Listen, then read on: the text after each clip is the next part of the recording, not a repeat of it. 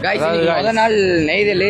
நம்ம இன்னைக்கு எங்க வந்திருக்கோம்னு பாத்தீங்கன்னா ஒரு தேன் கள்ளக்குறிச்சியா என்ன பேர்ல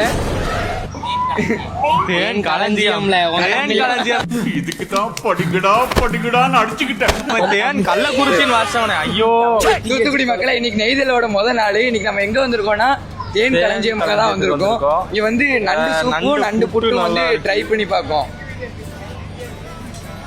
நண்டு புட்டு நல்லா இருக்கு. குடிச்சு பார்த்தா அதுவும் நல்லா இருக்கு. சொல்லி பாருங்க, நல்லா இருக்கா? ஆட்டமா எதமா இருக்கு. இவங்க ரியல் தேனி வச்சிருக்காங்க நிறையா.